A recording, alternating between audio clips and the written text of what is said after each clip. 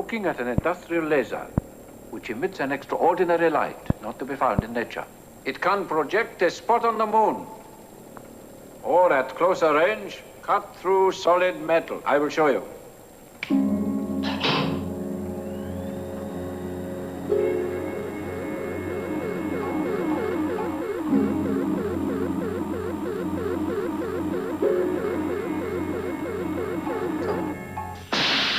When it was explained to me, of course, there was some reservations about lying there and how effective this laser really was, but he assured me that it was the actual beam of light was in effect nothing serious, but it's a kind of vulnerable position, like some gynecological exploration or something that one isn't too enamored of.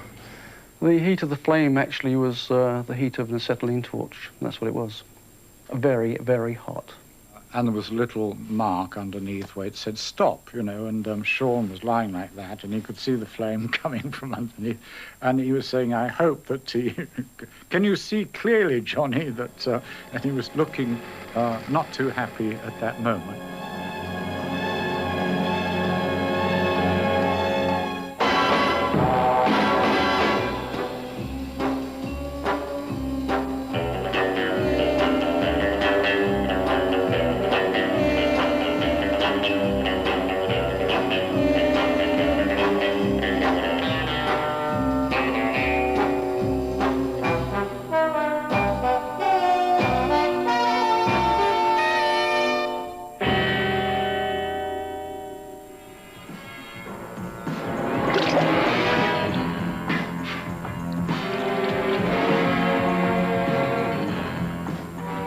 Very nasty feeling actually being on the island on my own for the first little bit.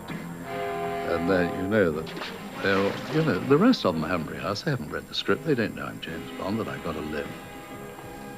It wasn't fun. I didn't like it. We're halfway into the film and I had to finish the film, so the producers are not, although they would have liked to kill me from time to time, could not afford to lose me, so Ross Kananga had my trousers and my shoes. A little touch that I thought was really your crocodile shoes. He was dressed up as Bond and he did it.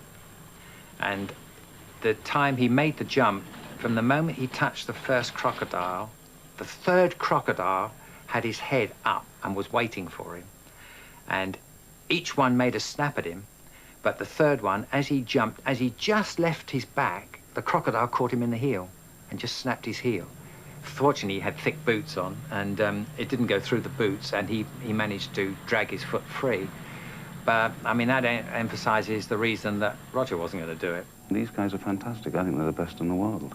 I mean, if they didn't do their job right, and if I didn't trust them, I could easily have fallen off one of those tanker trucks and licensed to kill. And that would be bad enough, but remember, behind that truck's another big truck with a camera, so you'd go under that one as well. And I think, you know, often in life you do things not because you are brave, but because you are a kind of perverse coward. I mean, you know what I mean? I mean, if I'd been on my own, I wouldn't have done it. Because there's other guys there, you can't say no, you know, because you're not going to have them thinking you're some kind of dickhead or something. There was times where I would put him in a position, I'd wire him off to a certain extent, but then he would go that bit further. He would lean off the, like on License to Kill, on the back of the plane that he came down on a safety harness on a helicopter. But it took tremendous courage to come down and to touch the back of the plane and mess around with it. He would push it a bit further, he'd lean out further, he'd give the camera more, but give me a heart attack at the same time. I would be saying, Timothy, please, slow down, come back, don't go so far. But he was giving everything he could for the movie and for Bond. I like to think that each actor that we've had play James Bond brings his own personality to the part, and when we talked to Timothy, you know, we agreed that we would change the style to suit Timothy's particular talents. Here, hold on, you're dead! We had 4 minutes to make Timothy the new Bond. and we discussed it and decided that I could tie him onto top of the Jeep and he would be as safe as houses. I knew he was strong enough to hold on, but did he have the courage to hold on the bends and things like that?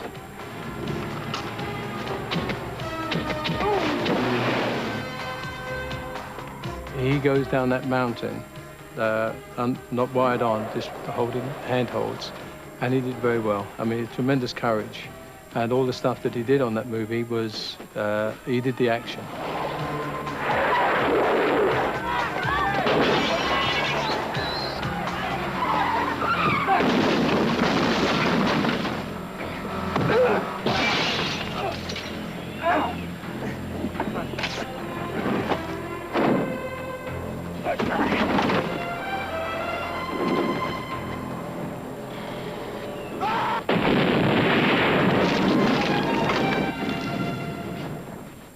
When we first started to talk about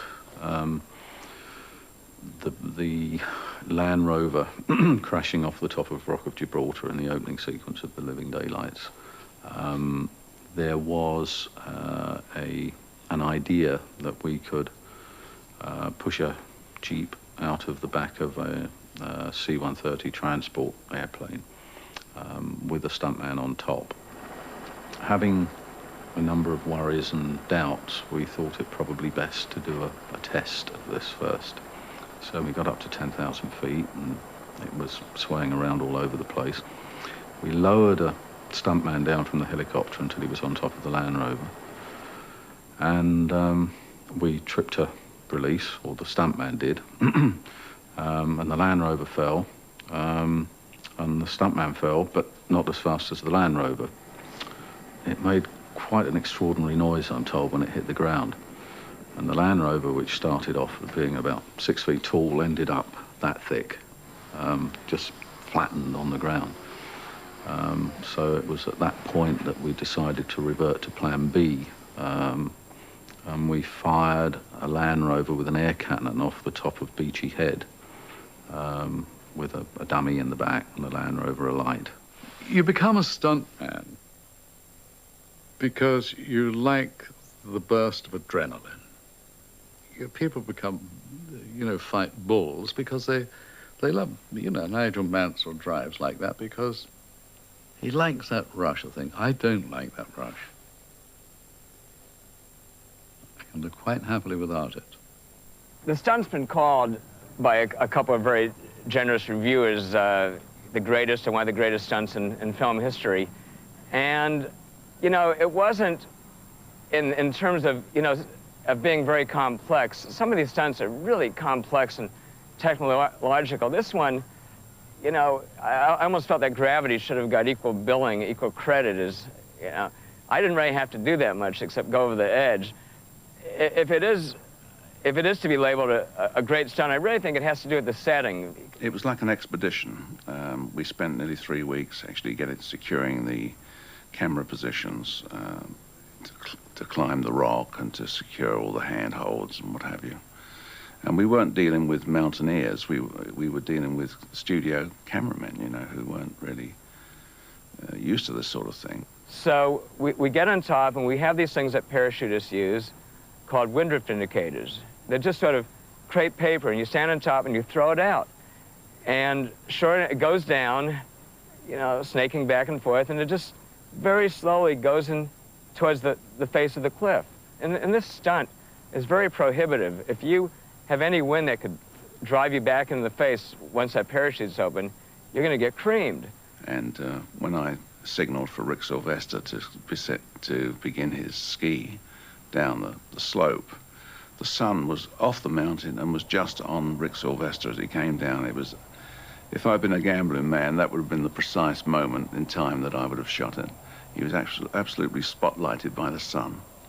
It was the last possible second that we could have achieved that shot. And wherever that played in the world, people just stood up and applauded because it had that. It typified Bond, the audacity of Bond,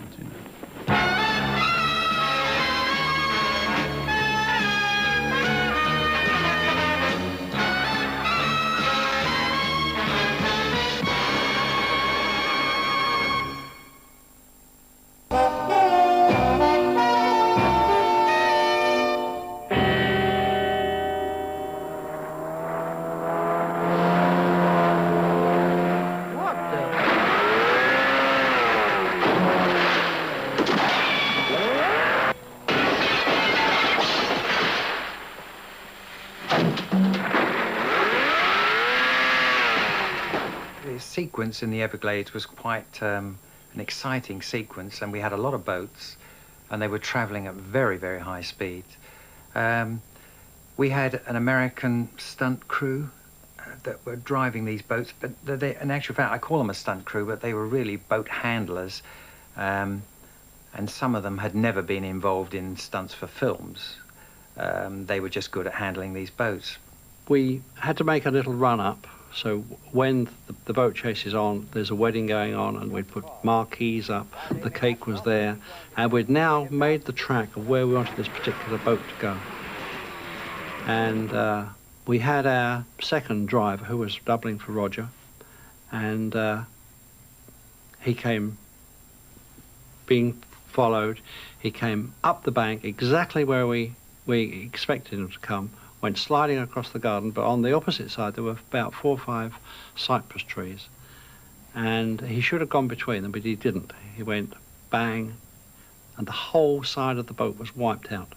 I was angry with the stunt driver for having hit the tree, because the boat was now kaput and we had to get the spare boat out, and there was no boat to take me home. Ah, there you are, 007. Balls, Q. Bolus, 007.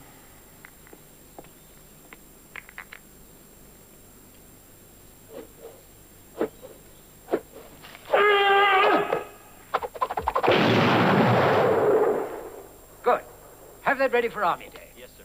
Well, now, Roger and I have been very old friends. I mean, I first worked with him on Ivanhoe, so it shows how long I've known him. And he knew this perfectly well. And he used to just sit there or stand there when I had my close-up with, look, you're not going to get this, are you? And, I mean, it really was. He was, as you know, a great joker. And, I mean, sometimes I'd get like, and I'd see Roger standing there, and he'd hold up a thing with bollocks written on it. And so that was, you know, quite difficult to remember my lines. Now, pay attention, please. Windscreen bulletproof, as are the side and the rear windows. Revolving number plates, naturally. Valid all countries. I haven't got a clue what I'm talking about, so I had to learn it, rather like a parrot. And Sean used to fidget in the character with the gadgets.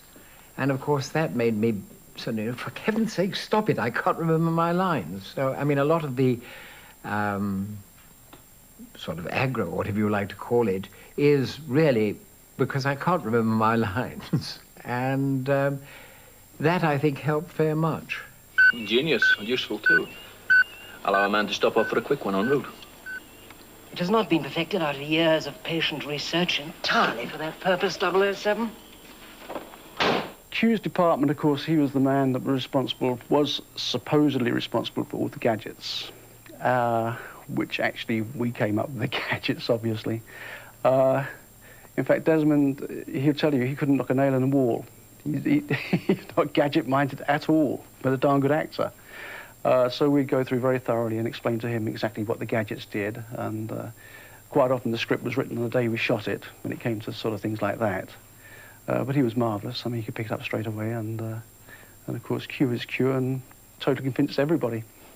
I think a lot of the gadgets are, as I say, prototypes. And what you are seeing is what the inventors of the gadgets would really like it to look like when it's finished. And perhaps 10, 15 years' time, they do use them. I mean, for instance, there's this one here, which is the bleeper, which was used in Russia with Love. Excuse me. What?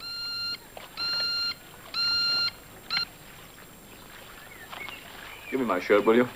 What's going on? I have to make a phone call. When Thunderball was made, there was no such thing as a small underwater camera. And it was used in the film, and I believe that this is the prototype of the very small Nokomis today. But this was, so I understand, the first underwater camera. So that, I mean, there are so many things of these gadgets. And I believe, for instance, for the underwater car, But what happens is that they hear that a gadget or a car or whatever is wanted for a Bond film. Well, of course, you can't get into Pinewood for cars. I mean, everybody goes down there and say, oh, please use my car. And, of course, they picked the Lotus. The Lotus really did adapt, as you can see, nicely into an underwater car.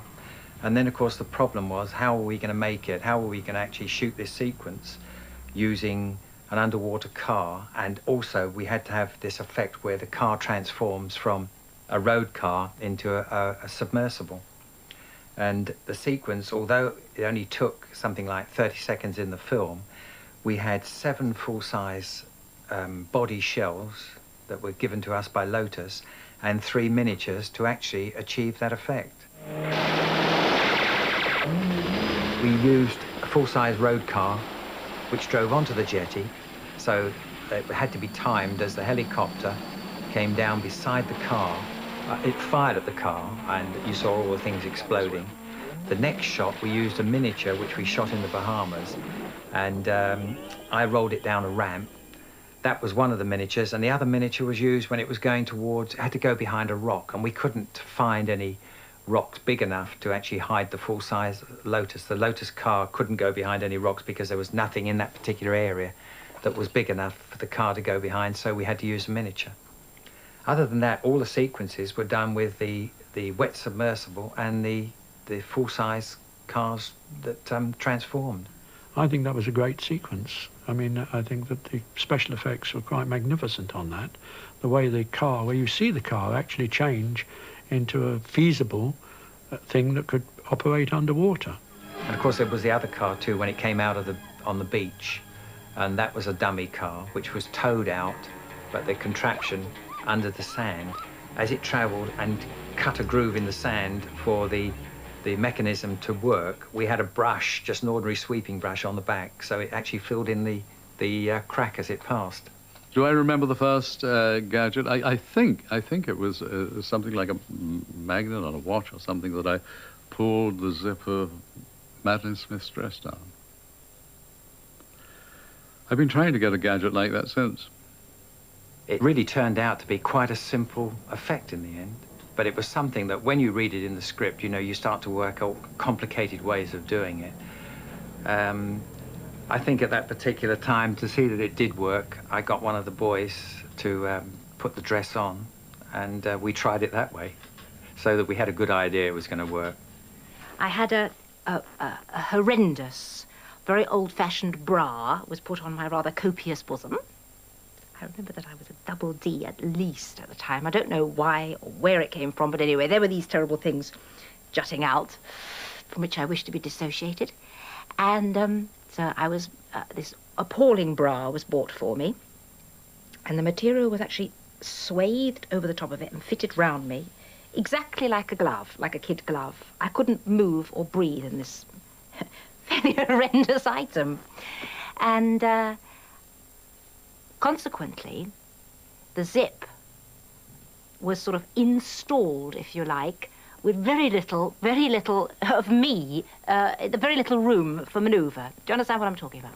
I told her that I would have to have my hand up her skirt, and she didn't seem to object. And she said, well, it's fine, you know. And I told her why, that I would have to be pulling the skirt so that when I pulled the zip on the wire, that it wouldn't sort of ruckle up and stop the zip from coming undone. Maddie is in a romantic clinch with James Bond. What you don't see is that under her skirt, at the bottom there, is Derek Meddings, and his assistant is on a ladder at the other end above her, holding the tension on a piece of fish wire that is pulling the zipper down. And as all this is going on, I'm saying, you know, squeeze her tighter, Roger, slower with the zip. I could see your head, Derek. Get under a skirt more. There was obviously a lot of bawdy comments went on, but I don't engage in bawdy humour, as you know. When you're making a film, there are two things. You're very, what's the word, monomaniac, really. You've got to get the shot. If it says in the script that there's a fight on a cable car, you've got to do it. I mean, you've got to get it. It's almost like war, really. You do it, even though you're terrified that something ghastly is going to happen. I mean, you do everything you can to prevent an accident, but obviously there are accidents happen in films because by the very nature of what you're trying to do. We were actually up on the cable car, and we were right at the top, at the highest point, and we moved, the cable car was moved back about 30 meters, so there was a complete sheer drop. Oh, I think somewhere between 2,000 and 4,000 feet up. And the point was that neither Martin nor I could use safety harnesses and wires and cables because we had to go round and round fighting in and out of the girders on top of the cable car. And quite obviously, we would have been tangled up. There was, in fact, one moment when I had to tip over the side. And the idea was that Lewis would shout cut. I would then attach myself with the wire and fall over the side. And I was desperately waiting for the word cut, this magic word, and it didn't. And we reached that point in the fight where Martin knocks me over the side, and I had no alternative but to go, grab the handrail at the edge of the cable car, and hang on for real. I think Lewis had quite forgotten that, in fact, I wasn't attached by anything other than just pure terror. That takes in an incredible amount of courage. And, of course, Lewis, when he heard about it, he thought it was unbelievable. And even my mother, you know, to this day, she absolutely is convinced that it's me, and she thinks I'm so brave. Little does she know that I suffer from vertigo. I don't even like being this tall.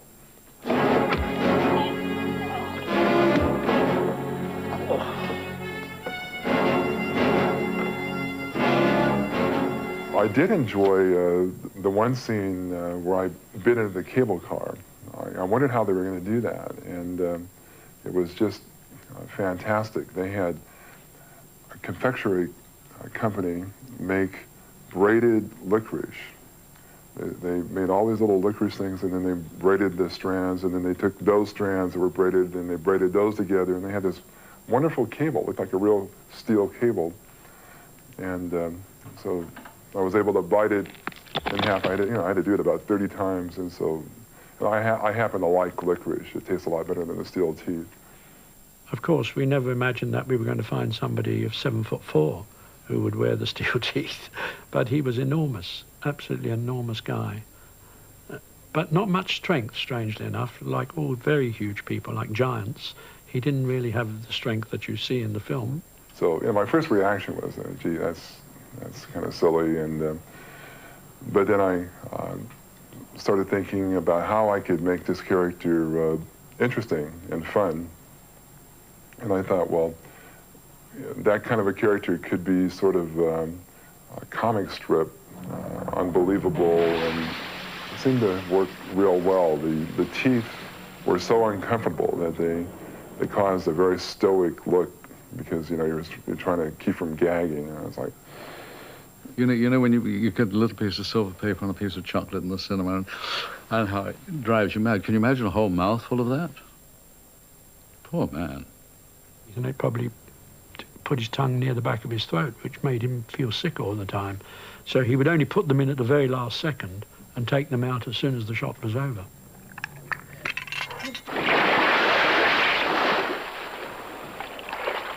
I collect big game fish for various marine institutions. Magnificent creatures. Charming. The notorious golden grotto sharks, the most savage, the most dangerous. They know when it's time for them to be fed. When we're doing the shark sequence in Largo's Pool in Nassau, what we had there, they were the catches of these sharks, and I mean, we're not talking about tiddlers. These were big sharks, around about 7 to 8 feet long. And we had about 40 to 50 of these things swimming around this pool. And we were told that these sharks are not man-eaters, they're okay. But as we were trying to keep them alive by pushing them around the pole with great sticks, just keep them moving, because you had to keep the sharks moving to keep them alive, to oxygenate the water. And one just turned around. Now these poles are about as thick as my wrist. And the shark just turned around and bit the pole in half. So I thought, well, if they're not man-eaters, they're not going to do you much good if they give you a kiss. Yeah. Then the next problem was how to get Sean in together with the sharks. And I had decided to build like a corridor out of plexiglass, out of perspex, 4x8 sheets, and had the shark go up and down behind the perspex corridor and Sean on this side of it. Unfortunately, I couldn't get the whole length of swimming pool covered by plexiglass sheets because they couldn't supply me in time, so there was a gap, a 4-foot gap. Well, Sean said, not bloody likely. And I said, look, Sean, it's perfectly safe. You're behind a plate glass. You're in a little tank of your own. And I said, the only way the sharks can get in is if they can jump in the air like a dolphin. He said, well, how do I know sharks can't? I said, you're my word for it. He says, not good enough. Third time we did it, something went wrong with the chute. And 2 sharks got into the tunnel. And believe me, the shot we have in the picture, Sean Connery is not acting. He looks as the shark goes by and does a very cool, wary look, and suddenly goes, Jesus, because there's another shark coming by. And I was in the wrong side with the shark. And I got out of the water without, I think I was dry when I touched the side. And I'm trying to attract the attention of the what's the name, the camera operator, who's filming like crazy. And he suddenly sees what's going on, and he takes the camera and he goes bump like this and hits the first shark on the nose, hits the second shark, and goes on filming. I don't know whose fault it was, but it didn't happen again. Stuntmen live their lives to the full. You know, they're great on location. Go around with the stuntmen, you get into trouble.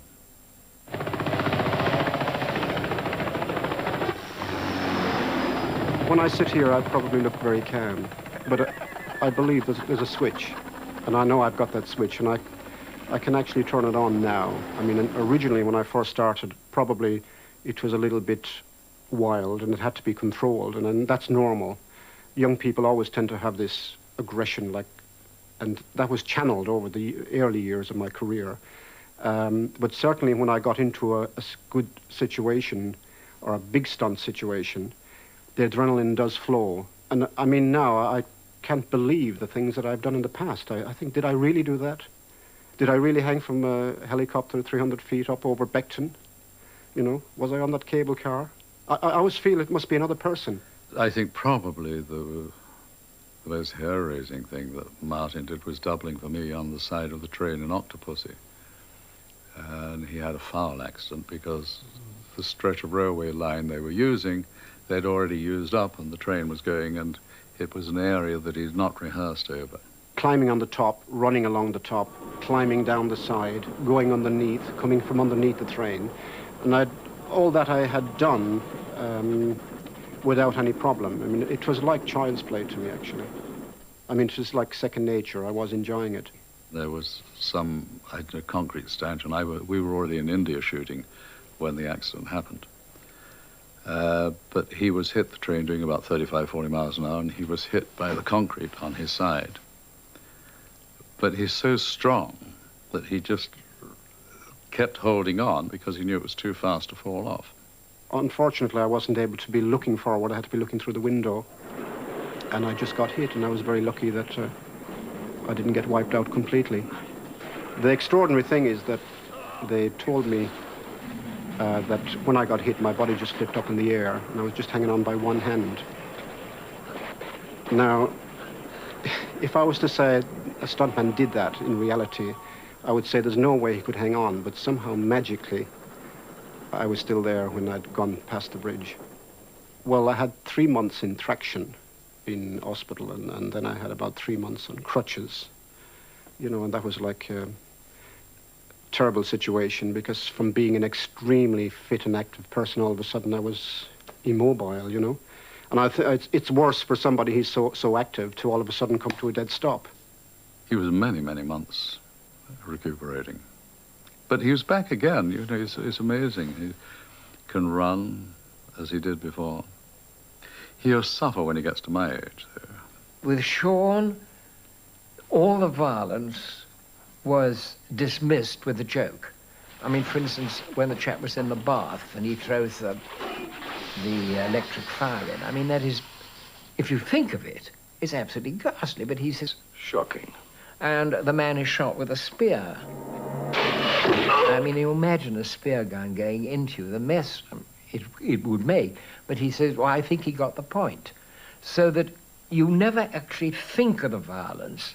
That kind of one-line humour that we really initiated in there is all over. I mean, Arnold does it in his movies too, you know. It's become a kind of almost a trademark, and it's so accepted now that nobody thinks of where it started.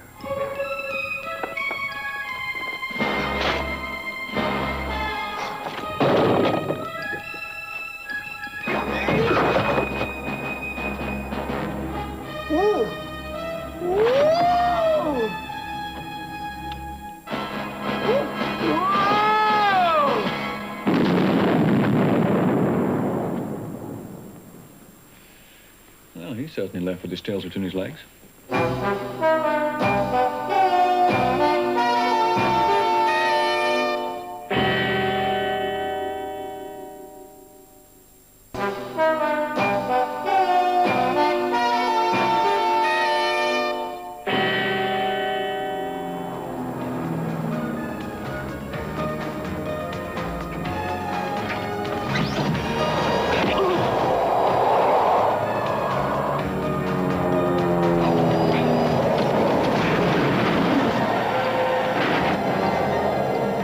I think that's one of the best stunts I've ever seen in any movie.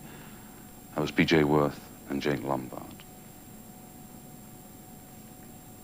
Well, they were amazing. I mean, that was 15,000 foot hanging off the back of a plane. They were just brilliant. Brilliant. This, again, was one of those major sequences which was spread probably over 5 weeks. And a segment at a time was done, and we had very stringent safety precautions. It was shot over the Mojave Desert, and we used to have a safety man who would, when BJ was fighting on the back, there was a great danger he would fall off, which he did on several occasions. And the standard procedure was the safety man, as soon as he saw BJ fall away, would dive after him, catch him up, as we did in Moonraker, and be prepared to pull his chute in case he was knocked unconscious during the fall.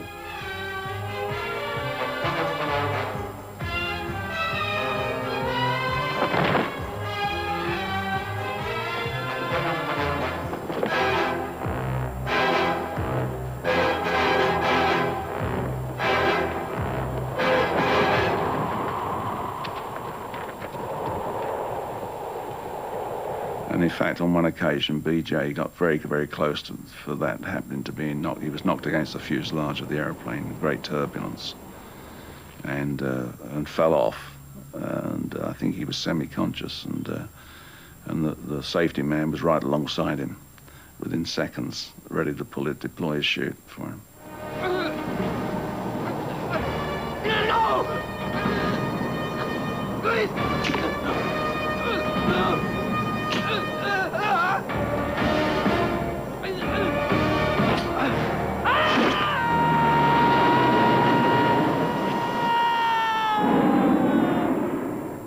The Bonds in the 90s has differed from the 60s because of the amount of expectation of the audience. We have other films to compete with now, and we have to make sure that we are more spectacular, more sensational, and sometimes more looking dangerous than they were in the early 60s. A man could drive a car fast or do a high fall, and it was really sensational. These days, the technology has to, and the expectation of the audience is such that we have to do more and more dangerous things. If you think back to when Dr. No first came into being and look at the films that have been made since then, the Star Wars and Raiders of the Lost Ark and Superman, and all those pictures were made in England,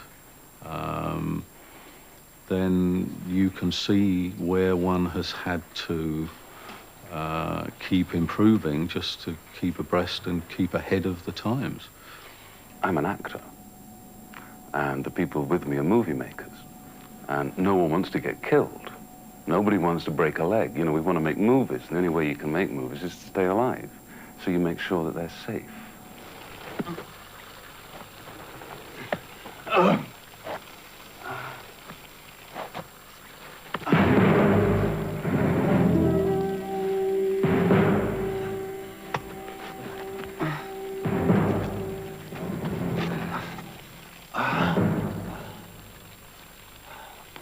could have had everything. Don't you want to know why? So I doubled for Sanchez getting on fire.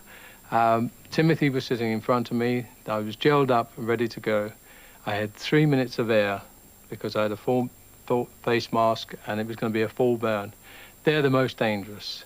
You cannot see where you're going. Time and everything seems to alter. You're just totally lost in this roaring canyon of fire around you.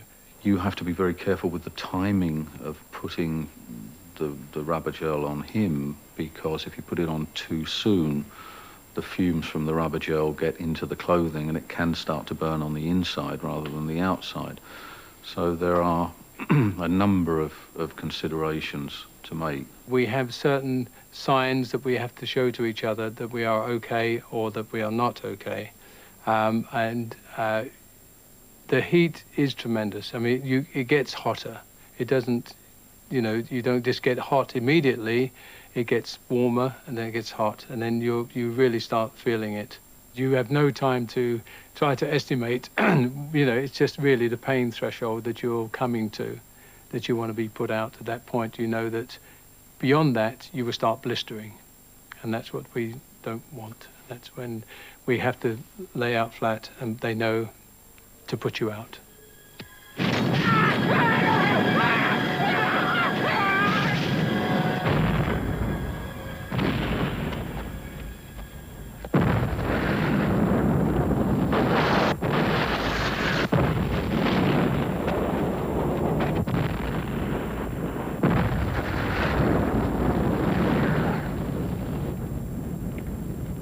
Half the world loved Sean Connery. Half the world loved Roger Moore. They might all combine together and hate me, which fortunately didn't happen. But I mean, it's a big concern. Taking over is difficult. Waiter. Don't bring out 57. Sir?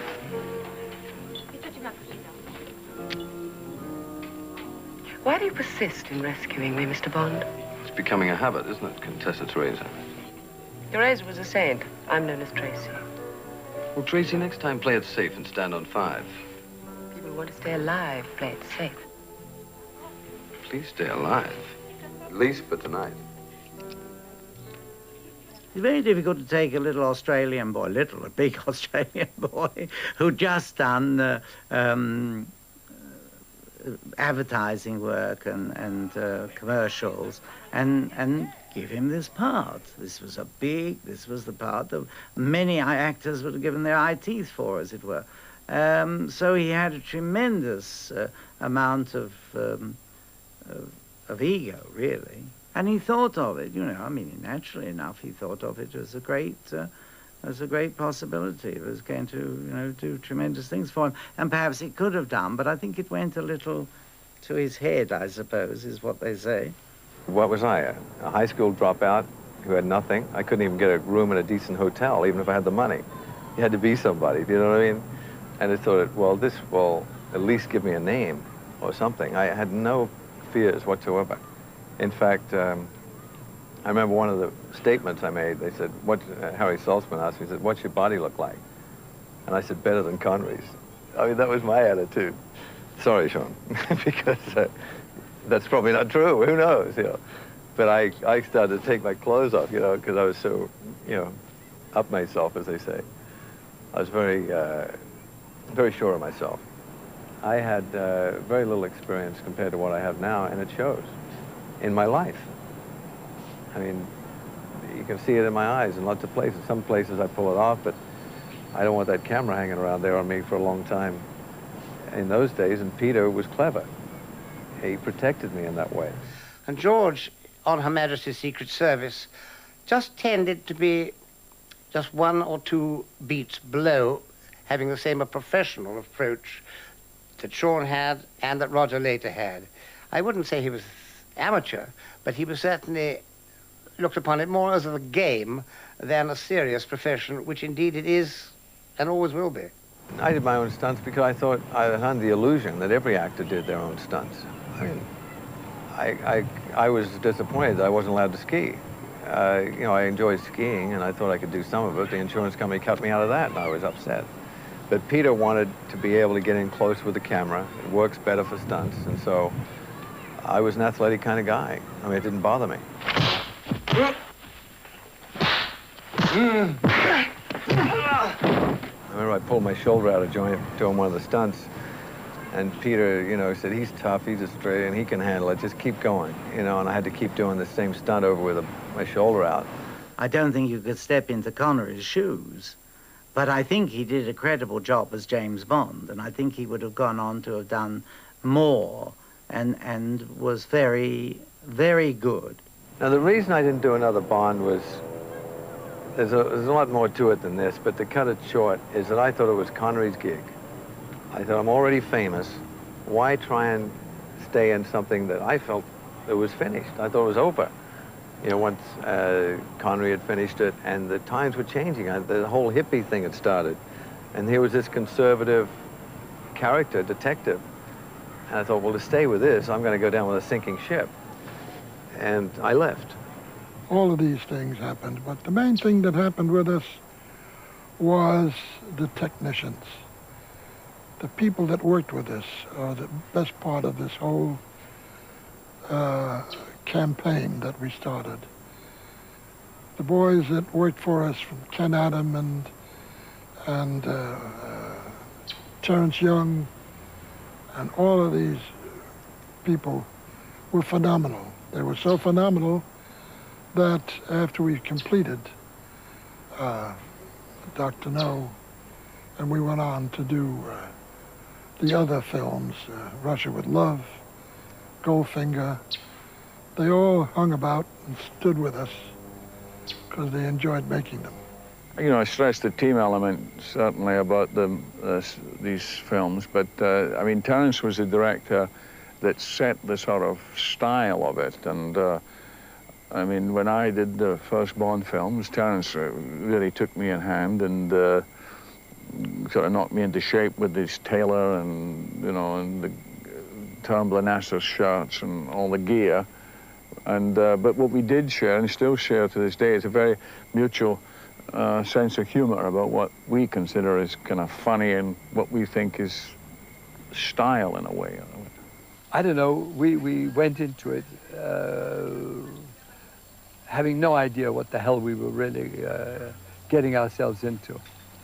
It was a fun picture. I don't think I've ever made a film where I've had more giggles all day long on the picture, because we didn't want to send it up. It had to be done straight, but with a slight tongue-in-cheek. I'd worked with Terence before in They Were Not Divided and played a Welsh tank driver, and he wanted to be played Q as a Welshman. And I said, well, no, it wouldn't work. And he said, well, try it. And I battled with him quite a long time and said, and in the end I gave up. And I said, right, you want it like this. Now here is the original suitcase from Russia with Love. It's, as you can see, rather battered because it is nearly 30 years old. Well, I said, what, do you want me to play it like this? Look, this lovely briefcase I've got here. I just press the button and out comes a knife. And he said, no, no, you're quite right. So I have played him as an English civil servant ever since. You see, we had very little money. Everybody forgets this. Dr. No was made for $1 million. And when you think that the set of the volcano in You Only Live Twice cost $1 million, you can see how far, you know, we've come a long way, baby, you know. It was a gigantic set. And we used over 700 tons of structural steel to build it. And, you know, the problem is that I started questioning my sanity at times, because it's one thing to tell the producers, yes, I can build this for $1 million. And the other thing is, A, can you really do it? B, are you crazy? if it doesn't work, you'll never work in the business again. And I remember breaking out in a rash, in an eczema, and went to see a skin specialist, and he said, take a few Valiums because there's nothing otherwise I can do for you. But it needed a lot of conviction and, I think, courage, hopefully, and great backup. It was a very complimentary team, and the evidence that of Ken Adams' contribution is so blatant. I mean, just progressively through the films as he made them, and the irony was that I think he insisted at one stage to be called the production designer instead of the art director, and he lost an Academy Award, I think. In a funny way, they should have got, I think, more recognition for the sets and for special effects and all sorts of things in the Bond films than they really did. The first Bond movie I saw was Dr. No, in my local cinema in a place called Belper in Derbyshire. I admire your luck, Mr. Bond. James Bond. I must have been, I don't know, about 13, 14 years old, something like that. And, you know, the only movies we'd seen were kind of war pictures or sort of drawing room comedies or westerns. And here was something that just was right up to date and really terrific. It was fabulous. But then, you know, that's not news. I mean, people all over the world felt exactly the same thing.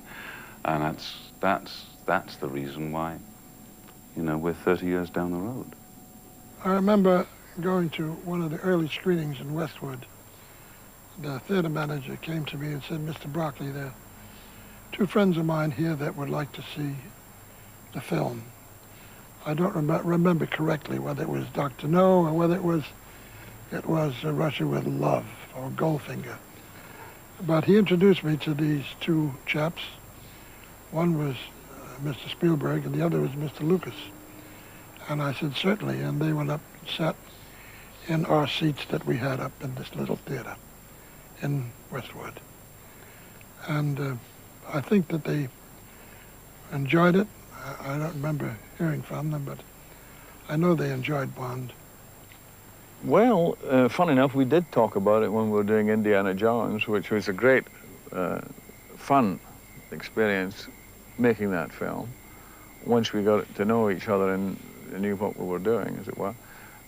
He did say that he would love to have directed a Bond film, and that it affected a great deal of his childhood watching films. Obviously, everything influences everybody, but he's very inventive, Spielberg, and I think he would have made a very interesting Bond film. And I got a phone call from Orson saying, my name is Orson Welles, I'd very much like you to have dinner with me. So I couldn't come that night, I went the next night. And before we even started dinner, Orson Welles just said straight out, he said, I want to tell you something. He said, I've just seen your picture, and in a strange way, it's changed the vocabulary of the cinema. And as I said, I really didn't quite know what he meant later on. But he said something very shrewd afterwards. Orson was a very good film critic, by the way. He would have been a marvelous critic. He said, you'll find within 2 years, every film of this type tries to imitate this style. And he said, in the end, they'll do it better than you did. So, he's probably right.